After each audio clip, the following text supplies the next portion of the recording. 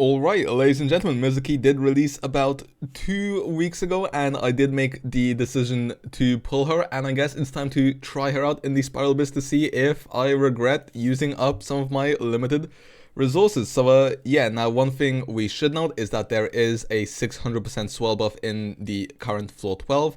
However, what I will be doing is, as you can see, my MIZUKI is level 80, and she does actually quite appreciate being level 90, although, you know, this Abyss is just incredibly AoE, as well as the swell damage. Even being level 80 won't help counteract the massive advantage she gets in this Abyss, but there's basically nothing we can do about that.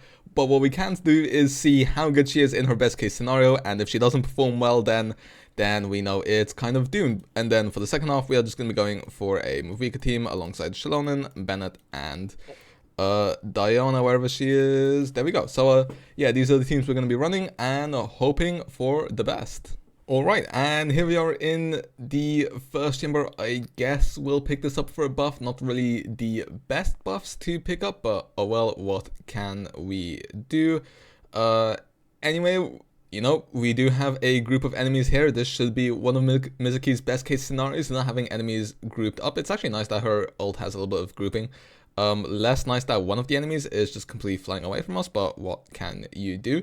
Now, I know a lot of people are saying, you know, oh, MIZUKI's playstyle might be a bit boring, but I actually enjoy her playstyle a fair bit. I mean, is it perfect? No. Are there some annoyances with her gameplay? Yes. One thing that's for sure is I wish her healing did double to her, and then also, you know, I wish she had a bit more team-wide healing so that she could synergize more with Furina, and then also keep your team alive, because if you're using Furina, like fischl here just has, fischl and ororon here just have like 7 to 8k HP constantly, unless you have them level 90, in which case they'll have a bit more. And honestly, I should note that some of my supports aren't fully leveled, like my fischl and ororon are only level 80, so there are improvements that can be made to them. Although my counter argument to that would be that, you know, MIZUKI's still getting a massive buff in, first of all, the design of this Abyss, and then second of all, the buffs. So maybe this is more reflective of her usual gameplay, even if you have your supports fully leveled. And also in most teams, I don't really need a fully leveled fischl or a fully leveled ororon. Like, it's not that deep normally, so yeah, that would be my counter argument to people saying that my account just isn't well equipped to have a good MIZUKI run, although I feel like she should still be able to clear stuff. I mean, if she doesn't, that is probably a bit embarrassing, but you know, what can you do?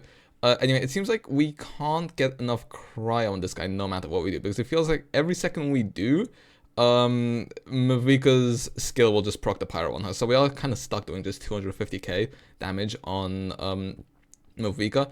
You know what? I'm actually not gonna lie here. I think I'm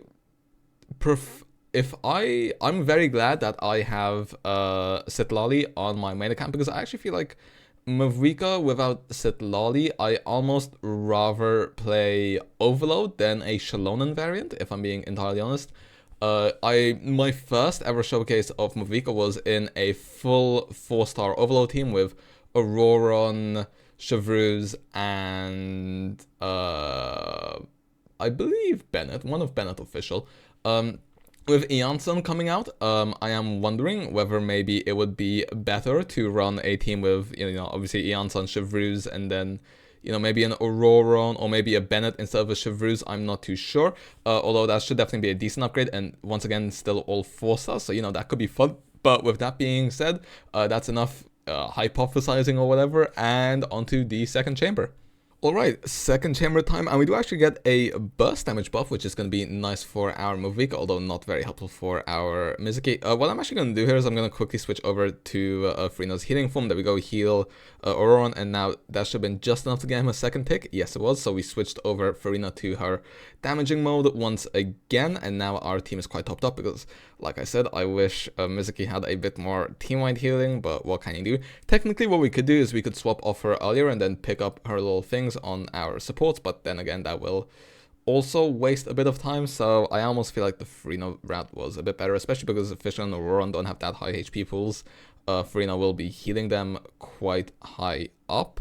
But yeah, that is the one annoyance with the Furina team variant. Now, if I could, I would actually run mavuika on this side, although then that would kind of deprive our second side a bit more. Technically, I could do a Hu Tao run, although I'm already planning on trying out a Clarind and a Hu Tao run, so I don't really want to do that right now. Oh, okay, our fischl is low now. These HP pools are really not cooperating with us, but we are actually making some decent progress here. You know, when things are going right for MIZUKI, she actually feels quite nice, although when you're stuck in a situation where one of the enemies has more HP than the other, then it starts feeling less good, let us just say. fischl did actually manage to pick up one of MIZUKI's healing things right there, which is actually very nice. I didn't intend for it to happen, but it just did either way, so you know, that's very nice. And okay, here we're kind of running into one of MIZUKI's issues where, you know, we have killed all of the summons and now we're just left with the big guys and we are just doing less damage now. So, yeah, this is why I would have preferred running, mavuika here. My favorite MIZUKI team is furina, mavuika, ororon. That is, if, you know, you don't have Citlali, I think you can run, like, a Citlali, mavuika, and then either throw in another Natlan support, or a skill unit, or, you know, anything else. And, you know, that's just one of the strongest cores in the game. But, you know, if you don't have a Citlali, who is actually a pretty damn good unit, I'm not gonna lie. She, oh, did we just deal like 780k there? I think we might have got a melt off, and with Diona's melt buff, it actually did a fair bit of damage there. So you know what? I'm actually very happy with that. And we were also able to tank some hits because of Diona's shield, and then even then we have xilonen and Bennett's healing. So we can just face tank most of the stuff here. Back to doing 270k there. I mean, we have just shredded this guy's HP pool, absolutely. Maybe Kaya would have been better here than Diona. Looking back, probably the issue is, I mean, yeah, I'd say I expected Diona's cryo application to be a better. Like, I expected there to be no ICD between the burst and the skill, and then maybe a charge shot if we need to. But normally by the time I charge shot, mavuika's skill goes off, so maybe it would just be better to have a Kaya. C6 Kaya would obviously be the goal, but a bit difficult to obtain, which is why I actually think that Citlali is quite big for mavuika. If not, then I do rather run her in an overload team, but or just as a support, you know, as a MIZUKI support or as a Clan support, or Risley, you know, just double DPS teams, Novelette teams. But hyper carry mavuika is still good as long as you have one Natlan character plus Bennett. Although, like I said, I do quite like the overload variant a bit more, but that's enough yap for me. It's on to chamber 3. Okay, final chamber time. And ooh, actually we do get a skill damage buff, which is quite huge for us because furina, fischl, and ororon all do a lot of skill damage. And then MIZUKI obviously also buffs their skill damage because, you know, she's not your usual on-fielder. She's buffing your off-field characters. I don't know what MIZUKI's damage counts as, whether it's just swirl damage or if it's like skill damage that does swirl damage. I'm not entirely sure, to be honest. So maybe this is like buffing all of our units. And this is a situation where actually leveling up and investing a bit more into our supports would be good. I mean, their artifacts are invested into, but because they're not level 90, their talents aren't fully leveled up. And then also, because we are doing a little bit of electro charge here, which, you know, doesn't do massive damage, but it did just get buffed, and I think Ororon also buffs it a bit, if I recall correctly, outside of just running the scroll set. So yeah, I suppose the team will be better if I 90'd MIZUKI and I 90'd fischl and Ororon, but one, that's a lot of materials. Two, I don't think I shouldn't have to invest that much in a unit who isn't even that good in the first place.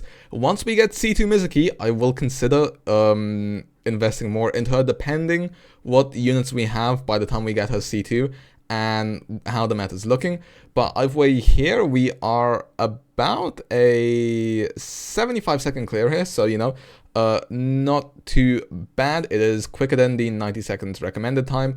I think we went below the 90 seconds. I think we took about 100 seconds in the second chamber, but it ended up not costing us. So yeah, MIZUKI isn't a great unit. I don't think she's the worst unit in the game. I don't even think she's the worst 5-star. I think she's, to call her okay, I feel like would also be giving her a bit much credit, but you know, I say she's okay. You know, not bad is the way I would describe her. Not great, but not bad. Anyway, okay, actually no, our cryo application went there, unfortunately, so this guy is just gonna flop to the ground, and we can't get a melt-off on him. It would be huge if we could. It would definitely speed up the process a lot, although I don't think we're gonna be able to. Let's see. Oh, he's actually Hydro again, so if we can quickly melt him. Okay, never mind. We wasted a little bit of our time there, and he just went into his form where he gets massive resistances as well, so we did no damage there whatsoever. I also don't even think it was a crit. I think it was a non-crit with him having his resistances up, which is unfortunate. And, okay, my rotations are slightly all over the place at the moment. Just gonna do this big hit here, 264k. I mean, we do have quite a bit of time left anyway, so it shouldn't be too bad. In an ideal world, once we freeze him, we can instantly pull off Mavuika's skill, but that will depend a lot on the cooldown of her ultimate. Okay, I'm gonna wait her a bit. Okay, there we go. And now, okay, her skill's still triggered in the meantime between freezing on Diona and then ulting on Mavuika and the cryo being up. But yeah, I feel like, okay, definitely Kaya would probably be an upgrade on Diona in hindsight, which means I probably will have to level him up a little bit more because I don't think I have my Kaya invested in whatsoever on this account, more so on my first account where I used to use him a bit, but not much nowadays. Although I am very excited to see what Ian-san can do for Mavuika teams. Haven't looked into them. I'll just wait for Ian-san to release. I can't be asked to look at the leaks on her Mavuika teams right now. All I know is that she is looking to be an interesting unit, but yeah, very excited for her release and what that can mean for Mavuika, if that can make her less reliant on 5 stars like xilonen and Citlali so that she can be better for more of the player base. I will take anything of the sorts. You know, Mavuika definitely doesn't need buffs. It's definitely MIZUKI who needs the buffs, but you know, it will just be nice quality of life to make her feel even better. But yeah, anyway, with that being said, let's move on to some final thoughts as well as character builds and outro. Okay, so is MIZUKI good? No. Is she the worst character in the game? No. Will she get better with constellations? Yes, but does that mean you should pull for her now? Definitely not. I say she should be a long-term project, maybe. But I mean, if you really, really want her and you've got a lot of wishes to spare, you're not planning on pulling for Veressa or stuff like that, then, you know, I understand why you might want to get MIZUKI. That's why I did it in the first place, so I cannot stop or fault anyone if they want to get her. Your account. Do whatever you want to do. I always say pull for some of your favorite characters, although, you know, I mean, Genshin's easy enough. You can make almost anything viable. But yeah, when it comes to our build, we have 1000 EM on her. Like I said, level 80, not level 90. Mostly because I'm getting a bit short on resources right now, and I do want to save some up for leveling up Ian-san when she releases. Sack frags, just because it's the highest base stat we can get for a catalyst weapon. Viridescent, full EM, constellation C0.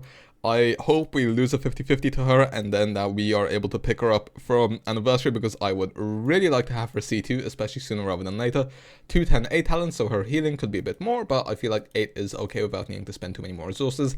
For our furina, 64, 207, 168 ER as well. Fav sword, a little bit of extra energy. Golden Troop, nice bit of skill damage for us as well. Constellations, C0 to 910 talents. I mean, one thing I could say is this team could be better if maybe you had your supports better built.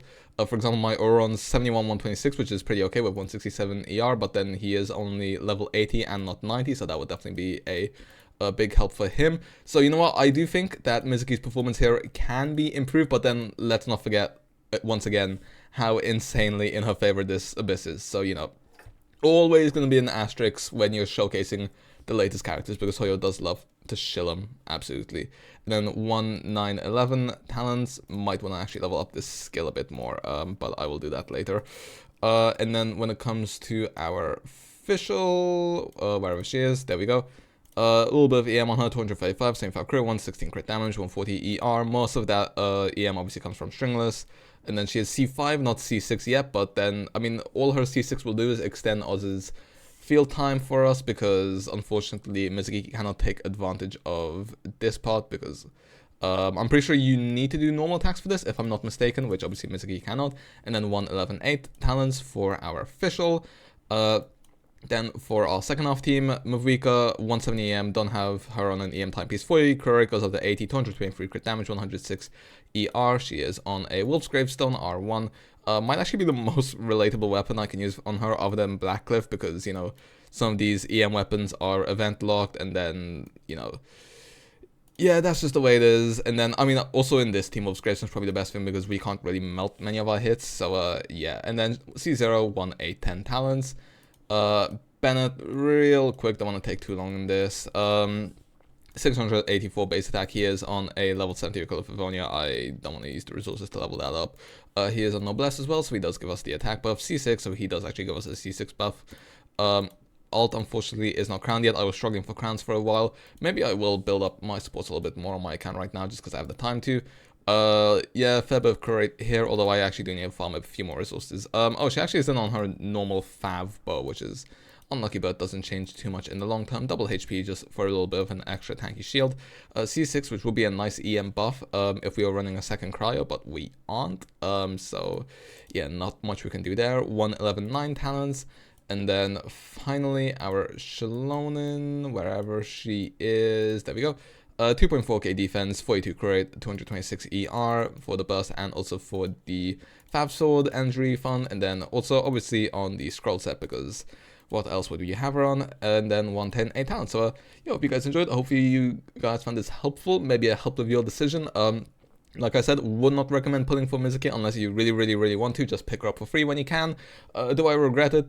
We'll see. It depends how soon I get her C2. If we get it quick, then I won't regret it, but if it takes us until, I don't know, Conria, then yeah, I probably would have regretted it by then, especially if it means I miss out on a character I would have wanted. But there's not really any rerun characters I want. Maybe I'd pick up a Skug, but that's probably it for the rest of version 5 characters. So, you know, I don't feel too bad about picking her up, even if, you know, her performance wasn't the best. Maybe I will level up my supports more for her so that they can carry her a bit more. But yeah, with that being said, see ya.